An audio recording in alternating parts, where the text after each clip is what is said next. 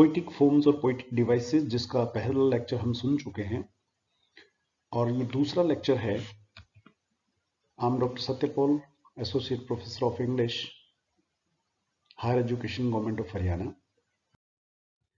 आज का जो हमारा टॉपिक है, फर्स्ट टॉपिक, वो है ड्रामेटिक मोनोलॉग। और ये बहुत इंपॉर्टेंट टॉपिक है क्योंकि रॉबर्ट ब्राउनिंग और टेनिसन, इनकी पोइम्स जो हम पढ़ते हैं वो कई सारी पोइम्स उनकी ऐसी हैं जो ड्रामेटिक मोनोलॉग्स हैं। ये दो कवि ही नहीं, बहुत सारे और कवि भी हैं जिन्होंने ड्रामेटिक मोनोलॉग्स लिखे हैं। तो ड्रामेटिक मोनोलॉग होता क्या है? ये एक पोइटिक फॉर्म है, पोइम का एक टाइप है। एक तो शब्द को ध्यान से देखें आप, dramatic and monologue. Dramatic means drama, monologue means, mono means single, log means speech. एक ऐसा स्पीच जो एक ही आदमी बोलता हो, ड्रामेटिक अंदाज में हो, वो ड्रामेटिक मोनोलॉग होता है। तो क्या चीज होती है dramatic monologue? Dramatic monologue is a type of poem. Poem का एक टाइप है इन विच, जिसमें the speaker is directly talking to some other person. ये एक पर्सन से बात करता हुआ हो सकता है, एक से ज्यादा पर्सन से बात करता हुआ हो सकता है। The speaker in such a poem usually speaks alone. ऐसा जो स्पीकर होता है वो आमतौर पर खुद ही बोलता है और उस एक स्पीकर के अलावा और कोई नहीं बोलता है। It is one way conversation. एक ही तरफ से आदमी दो होते हैं या दो से ज्यादा होते हैं, स्पीकर एक होता है, सुनने वाले एक या एक से ज्यादा हो सकते हैं। तो वन वे कम्युनिकेशन है, ये वन वे कन्वर्सेशन है। So it is called monologue. जैसा मैंने आपको पहले बताया, इसीलिए इसको मोनोलॉग कहा जाता है। Mono mean single, log mean speech. As it is presented dramatically, it is called dramatic monologue. क्योंकि बिल्कुल ड्रामा के अंदाज में इसको बोला जाता है, इसीलिए इसको ड्रामेटिक मोनोलॉग कहा जाता है। ड्रामेटिक मोनोलॉग की क्या क्या खास बात होती है, क्या फीचर्स होते हैं? सबसे पहला, dramatic monologue has these common features in it. क्या क्या होते हैं? A single person delivers a speech on one aspect of life. किसी भी एक टॉपिक के ऊपर एक सिंगल स्पीकर जो होगा वो बोलेगा, स्पीकर एक ही होगा। The audience must be present. ये आपकी कुछ किताबों में, ये गाइड्स टाइप की जो किताबें हैं उनमें गलत लिखा हुआ है कि स्पीकर हो या ना, लिसनर हो या ना हो। The audience must be present. वो स्पीकर बोलेगा तभी जब कोई सुनने वाला होगा। वो लिसनर चाहे एक हो या एक से ज्यादा हो, वो बोलने की इजाजत नहीं है उनको, सिर्फ सुनेंगे। मतलब आप कुल मिला के ये कहें कि हमारे यहाँ के क्लासरूम्स जैसे होते हैं, टीचर अकेला बोलता है और सुनने वाले सभी स्टूडेंट्स होते हैं, वो एक टाइप का ड्रामेटिक मोनोलॉग ही होता है, अगर टीचर अच्छा ड्रामेटिक हो तो ऑडियंस मस्ट बी प्रेजेंट। पहली कंडीशन है बोलेगा एक आदमी। दूसरी कंडीशन है कि सुनने वाले लोग वहां मौजूद होंगे। तीसरी condition, speaker reveals his temperament and character only through his speech. अपने स्पीच के माध्यम से स्पीकर अपने, उसके दिमाग में क्या चल रहा है, उसका टेम्परामेंट कैसा है, उसका कैरेक्टर कैसा है। क्योंकि जब कभी भी हम बोलते हैं तो हम अपना कैरेक्टर रिवील करते हैं। ड्रामेटिक मोनोलॉग में खास तौर पर ऐसा होता है। The best example of dramatic monologue is Robert Browning's poem My Last Duchess, जो कि आपके सिलेबस में है बीए सेकेंड ईयर में। माई लास्ट डचेस रॉबर्ट ब्राउनिंग की एक पोइम है और वो एक बहुत ही अच्छा एग्जाम्पल है ड्रामेटिक मोनोलॉग का। It presents monologue of a Duke, जिसमें ब्राउनिंग एक ड्यूक ऑफ फरारा नाम का व्यक्ति है, जो फरारा का ड्यूक है, वो बोलता है। He tells his counts and वो अबाउट हिज लास्ट डचेस। अपनी लास्ट डचेस के बारे में वो मैसेंजर को बताता है, और मैसेंजर बिल्कुल नहीं बोलता है, सिर्फ ड्यूक ऑफ फरारा ही बोलता है, इसलिए वो एक परफेक्ट ड्रामेटिक मोनोलॉग है। Browning has very skilfully expose the duke's cruel state of mind through this dramatic monologue. ये क्योंकि आपके पोइम सिलेबस में है आपके में, तो आप शायद इस पोइम के बारे में जानते भी हों। तो रॉबर्ट ब्राउनिंग ने ड्यूक ऑफ फरारा किस तरह का क्रूअल व्यक्ति था, उसकी पूरी क्रूअलिटी, उसका कैरेक्टर, उसका टेम्परामेंट, ये सब चीजें इस ड्रामेटिक मोनोलॉग में बहुत ही खूबसूरती से दिखाई हैं। एलिजी, एलिजी क्या होता है? एक एलिजी आपके सिलेबस में भी है, elegy written in a country churchyard by Thomas Gray. Elegy एक अगर हम मोटे तौर पर कहें तो एलिजी एक सैड सॉन्ग होता है जो किसी की मृत्यु पर गाया जाता है, या किसी भी मृत्यु व्यक्ति की होना जरूरी नहीं है, जानवर की हो सकती है, व्यक्ति की हो सकती है, या कुछ वैल्यूज जो पहले थी अब नहीं है, यानी कि वो वैल्यूज मर चुकी हैं, उन वैल्यूज की मृत्यु पर भी हो सकती है। कोई चीज जो खो गई है उस पर भी हो सकती है। And elegy is an expression of grief, जैसा मैंने आपको बताया कि ये एक दुख भरा गीत है। It is a song of morning, ये एक मॉर्निंग का गीत है। MOURNING, मॉर्निंग मीन्स विलाप का गीत है। It is originally the form of poetry about sadness, specially complaints about love. खोए हुए प्यार के बारे में विलाप करने की कविता बेसिकली ये थी, लेकिन अब इसकी बहुत वेराइटीज आ गई हैं। But now the word normally refers to the poems written about death of someone और great loss of any kind. कोई किसी प्रकार का नुकसान हो गया हो या किसी की डेथ हो गई, उस डेथ या नुकसान के ऊपर जो विलाप की कविता है वो है elegy. An outstanding example of elegy is elegy written in a country churchyard by Thomas Gray. ये पोइम आपके सिलेबस में है।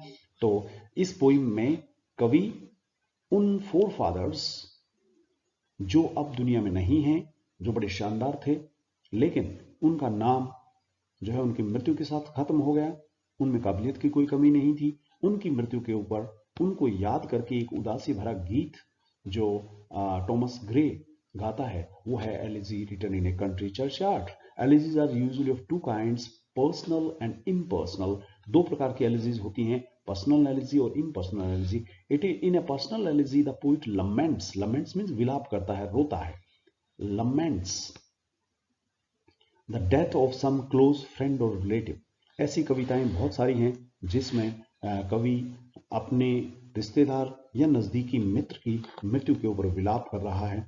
इम्पर्सनल एलिजी वो होती है जिसमें poet Greaves over human destiny, आदमी की किस्मत, और an aspect of human life, या मानवीय जिंदगी की कोई विडंबना, मानवीय जिंदगी का कोई कष्ट जिसके ऊपर कवि विलाप करता है, वो इम्पर्सनल एलिजी होती है। There is another distinct type of elegy which is known as pastoral elegy. एक तीसरे टाइप की एलिजी और भी होती है, पेस्टोरल एलिजी। इस एलिजी में आमतौर पर गडरिए जो भेड़े बकरियां चराते हैं उनके लाइफ के बारे में होती है। ऐसे लोग जो चरागाहों में रहते हैं, जानवरों को चराते हैं। It is a form of poetry that deals with the life of shepherds and other rural folk. ग्रामीण लोगों या ऐसे लोग जो भेड़ बकरियां पशु चराने वाले हैं, गौएं चराने वाले हैं, उन लोगों के लाइफ के बारे में होती है। Pastoral elegy borrows images from pastoral world, है ना, हरी भरी चरागाहों की दुनिया से ली हुई तस्वीरें इन एलिजीज में होती हैं। The most famous example of pastoral elegy is Lycidas bye John Milton. John Milton एक इंग्लिश पोइट है, बहुत ही फेमस, और उसकी लिखी हुई कविता लिसिडस जो है वो पेस्टोरल एलिजी का एक अच्छा उदाहरण है। चलिए अगला टॉपिक लेते हैं। अगला टॉपिक है हमारा फ्री वर्स। अब पोइम क्या होती है? पोइम में आमतौर पर आपने देखा होगा राइम स्कीम होती है, पोइम में रेगुलर मीटर होता है। ये शब्द आपने नहीं सुना होगा, रेगुलर मीटर। मीटर का मतलब है एक लाइन जो होती है उसमें मात्राओं की संख्या निश्चित होती है और उसके कारण ही उसे संगीत पर बजाया जा सकता है, म्यूजिक उसको दिया जा सकता है। फ्री वर्स जो होती है उसमें ऐसा नहीं होता है। फ्री वर्स बिल्कुल प्रोज जैसी कविता होती है। Free verse is a form of poetry that is free from limitations of regular metre और रिदम। रेगुलर मीटर या रिदम जो है वो फ्री वर्स कविता में नहीं होता है। It does not have rhythm. हमने बात की है कि रिदम इसमें नहीं होता है, रेगुलर मीटर इसमें नहीं होता। It does not have rhyme with fixed form. किसी भी पोइम की आखिरी शब्द, एक एक लाइन का आखिरी साउंड हम देखते हैं तो उनका मिलान होता है। आप स्कूल लेवल से मेरे ख्याल में पढ़ते आए होंगे और बहुत सारे बच्चे इस बात को जानते हैं कि राइम क्या होता है। वो राइम भी इस फ्री वर्स में नहीं होता है। फ्री वर्स की क्या क्या खास बातें होती है, फीचर्स क्या क्या होते हैं? Free verse poems have no regular metre और रिदम। वैसे तो आप देखें तो ऊपर से यहां से मैं लगातार यहां तक ये एक ही बात कहता आ रहा हूं, और वो बात है कि रिदम नहीं होता है, राइम नहीं होता है, मीटर नहीं होता है। They do not follow proper rhyme scheme. अब राइम ही नहीं होता है तो राइम स्कीम कहां से होगा? राइम स्कीम प्रॉपर उसमें नहीं होती है। This type of poem is based on normal pauses and natural rhythmic phrases. उसको प्रोज क्यों नहीं कहा जाता? क्योंकि नॉर्मल पोजेस उसमें होते हैं, नेचुरल रिदम्स उसमें होते हैं, इसलिए वो पोइम होती है, वो प्रोज नहीं होता है। It is also called vers libre. ये वर्स लिब्रे फ्रेंच भाषा का शब्द है जिसका मतलब होता है free verse, which is a French word meaning free verse. Vers libre अगर हम फ्रेंच भाषा में कहें, इंग्लिश में कहेंगे फ्री वर्स, तो A Light in the Attic, this poem is example of free verse poetry because it does not follow a set of rhyme scheme, rhythm और pattern. ये पोएम आपके सिलेबस में कभी नहीं रही है। इस पोएम का सिर्फ नाम अगर आप याद कर सकते हो तो नाम ही लिखना काफी है, एक एग्जाम्पल है फ्री वर्स पोएट्री का। मैंने फ्री वर्स का भी आपके सामने जिक्र किया तो उसमें मीटर की बात आई और मुझे ऐसा लग रहा है कि आप इसको समझ नहीं पाए होंगे कि मीटर से क्या मतलब है। ये 4 लाइनें मैंने ली हैं आपकी सिलेबस की पहली ही पोएम शेल आई कंपेयर दी, जो शेक्सपियर का सोनेट है, हमने पढ़ा है। इसमें किस तरह से मीटर होता है थोड़ा सा मैं उसके बारे में आपको बता देना चाहता हूं और वो आपके आगे बहुत काम आएगा। शेल, इसमें आप देखें तो एक मात्रा है। आई, इसमें भी एक मात्रा है। आप शब्द को बिल्कुल धीरे से बोलें तो मात्राओं का थोड़ा अंदाजा होगा। जैसे शेल एक ही बार में बोला जाता है, आई एक ही बार में बोला जाता है, कम पेय 2 बार में बोला जाता है। कम अलग है और पेय अलग है। तो कितनी मात्राएं हो गई अब तक? शेल 1, आई 2, कम 3, पेयर 4, 4 मात्राएं हो चुकी हैं अब तक। दी एक बार में बोला जाता है, टू एक बार में बोला जाता है, ए एक बार में बोला जाता है। तो अगर हम इसको कंपेयर करें, अगर हम इसको गौर से देखें तो shall 1, I 2, compare 4, thee 5, to 6, a 7, 7 मात्राएं अब तक हो चुकी हैं। यहां तक 7 मात्राएं हो चुकी हैं। Summer, summer, summers day, summers, summer, समा 2 मात्राएं, नो और डे 10। इस लाइन में 10 मात्राएं हैं। आपने कभी शब्द सुना होगा आयम्बिक पेंटामीटर, आयम्बिक पेंटामीटर, वो ये होता है 10 मात्राएं एक लाइन में होती हैं, उसको हम आयम्बिक पेंटामीटर कहते हैं और शेक्सपियर की पोएम्स में आमतौर पर ये होता है। ऐसा नहीं है कि इस लाइन में ही 10 मात्राएं, आप देखेंगे सभी लाइंस में 10 मात्राएं मिलेंगी आपको।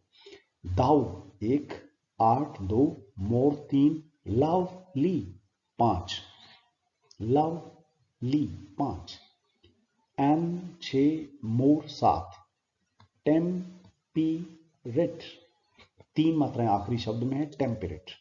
तो दाऊ 1, 8 2, मोर 3, लवली 5, एंड 6, मोर 7 और 3 टेम्परेट में है। इस लाइन में भी 10 मात्राएं हैं। जो फ्री वर्स होता है उसमें इस तरह की चीज नहीं होती है। उसमें पहली लाइन में कितनी मात्राएं हैं, दूसरी लाइन में कितनी मात्राएं हैं, बराबर नहीं होती हैं। आप अगर ध्यान से इन लाइनों को देखें तो आपको मात्राओं का rough winds do shake the darling birds of May, rough 1, winds 2, do 3, shake 4, the 5, darling 7, birds 8, of 9, मे 10। इसमें भी 10 मात्राएं हैं। सभी आयम्बिक पेंटामीटर लाइंस हैं। ओके, आगे बढ़ते हैं। अगला topic irony and imagery. Irony and imagery क्या है? ये पोइटिक फॉर्म नहीं है, ये पोइटिक डिवाइसेस हैं। पोइटिक डिवाइसेस से हमारा क्या मतलब है कि अलंकार हैं। आयरनी क्या होती है? Irony is use of words to convey a meaning that is opposite of its literal meaning. जब हम लिटरल मीनिंग की बात करते हैं तो शब्दों का जो मीनिंग आमतौर पर निकलता है वो होता है कि उस शब्दों से, उसको लिख दें आप, पढ़ने वाला जो मीनिंग समझता है वो लिटरल मीनिंग होता है। लेकिन जो बोलने पर या बताने पर जो मीनिंग निकल रहा है, अगर आपका मीनिंग आप उससे बिल्कुल उल्टा मीनिंग देना चाहते हैं तो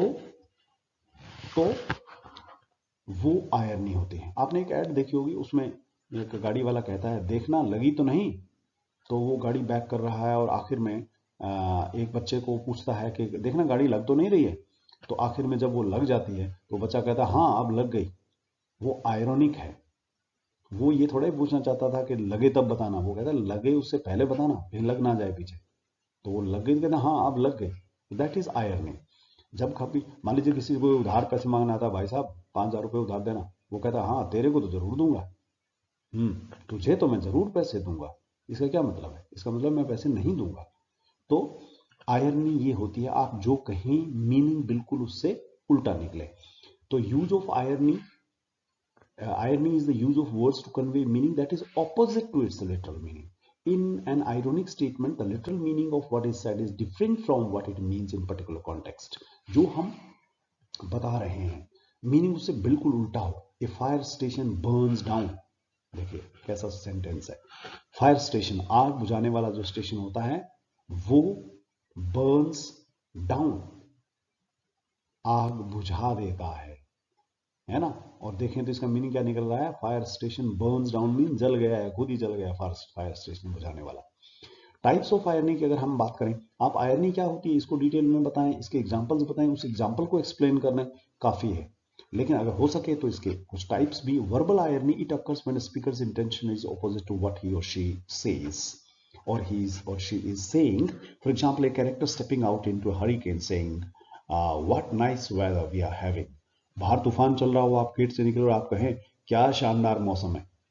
शानदार मौसम है, आप बिल्कुल उल्टा बोल रहे हैं, बिल्कुल उल्टा बोल रहे हैं। आजकल धुंध खिली, धुंध है बाहर और आप बाहर निकलते गए शानदार, वाह देवा क्या धूप खिली, ऐसे मजाक में हम कई बार कहते हैं। वो वर्बल आयरनी होती है। Situational irony, it occurs when the actual result of situation is totally different from what you expect the result to be. एक आदमी जाते हुए रास्ते में एक ईंट उठाता है कि इसी ईंट के नीचे कोई सिक्का मिलेगा, और वो ईंट उठाए नीचे बिच्छू निकले। ओ माय गॉड, जो था बिल्कुल उससे उल्टा। सोचा था कि इस ईंट के नीचे कोई फायदा करने वाली चीज होगी और निकला नुकसान करने वाला। वो सिचुएशनल आयरनी है। Dramatic irony, it occurs when the audience or the reader knows a particular information that a character in a play, movie or novel does not. This type of irony occurs when a reader or viewer yell. कई बार होता है कि फिल्मों में आपने देखा होगा कि कैरेक्टर को नहीं पता है क्या करना है। आजकल तो थिएटर की परंपरा लगभग खत्म हो गई है। पहले जब थिएटर होते थे तो थिएटर में बहुत सारे लोग जब पिक्चर देखते थे, वैसे तो अब भी देखते हैं, लेकिन थिएटर अब अलग टाइप के हो गए हैं। उन थिएटर्स में क्या होता था कि हीरो को पता नहीं है कि वहाँ क्या नुकसान है। विलेन ने कोई जाल बिछाया और वो हीरो को वहां बुलाना चाहता था कि हीरो यहाँ आ जाए, यहाँ आने पर मैं उसे देख लूंगा, मार दूंगा या पीटूंगा। तो जब वो हीरो वहां जाने लगता है तो सारे दर्शक जो है ना वो चिल्लाने लगते हैं, अरे मत जा वहां, ओ मत जा वहां, अमरीश पुरी है वो पीटेगा तुझे। हालांकि वो तो स्क्रीन है, उसको कोई सुनने वाला नहीं है। लेकिन इस टाइप की आयरनी ड्रामेटिक आयरनी होती है, जब जो आदमी जिस उम्मीद से जा रहा है वास्तव में वो चीज वहां ना हो। Don't go in there, it means the reader और viewer knows the situation but not characters. अब ये भी उल्टी चीज क्या है, कैरेक्टर जो है, पात्र जो है नोवेल में या ड्रामा में या पिक्चर में, वो पात्र नहीं जानता वहां क्या है, जो दर्शक देख रहे हैं वो जानते हैं। ये विरोधाभास जो है आयरनी है। अगला टॉपिक हमारा है इमेजरी। इमेजरी क्या है? Imagery is language used by poets और other writers to create images in the mind of the reader. जब कभी भी हम किसी शब्दों की मदद से दिमाग में एक ऐसा इमेज पैदा कर दें कि वो इमेज बिल्कुल तस्वीर दिमाग में आ जाए। मैं कहूं एक लंबा बिना पत्तों का सूखा पेड़, आपके दिमाग में एक पेड़ की तस्वीर आ गई है जो बिल्कुल सूखा है, उसकी डालियों पर कोई पत्तियां नहीं है। वो पेड़ बिल्कुल सूखा, बिना पत्तियों का सूखा लंबा पेड़, तो ये इमेजरी है। इमेजरी का मतलब है पोइट्स और राइटर्स शब्दों की हेल्प से रीडर के दिमाग में एक image, he could hear the footsteps of doom nearing, इसमें वो आती हुई मौत के कदमों को सुन रहा था। जैसे ही कदमों की आवाज को सुन रहा था, कदमों की आवाज का मैंने जिक्र किया, आपके आप में से बहुत सारे लोगों के दिमाग में टक टक टक कदमों की चलती हुई आवाज का इमेज आ गया होगा। तो इस तरह के इमेज, अब इमेजरी ये चीज होती है। उसके एग्जाम्पल आप ज्यादा दे सकते हैं, आपको ये टाइप्स याद रह जाए, इनके टाइप्स के नाम लिख सकते हैं। ये टाइप्स तो वैसे मैं आपको बता दूं सेंसेस पर है, कोई देखने का है, कोई सुनने का है, कोई टेस्ट का है, कोई टच का है। तो ये टाइप्स के हैं। Visual imagery describes what we see, जैसे कलर्स हैं, पैटर्न्स हैं, शेप्स हैं, साइज। बहुत बड़ा टीला 20 हाथियों जितना बड़ा हम कह रहे हैं, तो वो एक इमेज है, हमारे दिमाग में बड़ा सा साइज आ जाता है, ये विजुअल इमेजरी है। ऑडिटरी इमेजरी, ऑडिटरी शब्द से, ऑडियो शब्द से पता चलता है कि इसमें साउंड होती है। Auditory image describes what we hear, noise, music, silence. Olfactory imagery describes what we smell. मैंने आपको बताया था सेंसेस पर आधारित है ये, 5 जो ज्ञानेंद्रियां हैं हमारी, उन पर आधारित है। ऑल्फैक्टरी का मतलब है व्हाट वी स्मेल, स्मेल का इमेज देना, है ना। बिल्कुल वहां पर जलती हुई मिर्च की स्मेल आ रही थी, आपके दिमाग में एक इमेज बन गया होगा कैसी स्मेल वहां आ रही थी। गस्टेटरी इमेज का मतलब है टेस्ट, बिल्कुल टेस्ट। क्या, तो उसने मुझे ऐसा कुछ पिलाया जिसको पीते ही ऐसा लग रहा है जैसे शहद हो, तो शहद का टेस्ट का इमेज हमारे दिमाग में आ जाता है। गस्टेटरी इमेज डिस्क्राइब्स टेस्ट, जैसे sweetness, sourness, saltiness, spiciness. Tactile image, tactile का मतलब टच, यही तो 5 ज्ञानेंद्रियां होती है, देखना, सुनना, सूंघना, या उसका टेस्ट करना, या उसको छूना। बिटर कोल्ड, ह्यूमिडिटी, रफ, ये सब चीजें टच करने से पता चलती हैं। ये टच वाली चीजें हैं, तो टेक्टाइल इमेजरी एक उसका टाइप है। ओके, आज इस लेक्चर में इतना ही। चैनल को सब्सक्राइब कीजिए ताकि इंग्लिश लैंग्वेज और लिटरेचर, आपके काम की चीजें आपके फोन में, आपके लैपटॉप में आप तक पहुंच सकें। धन्यवाद।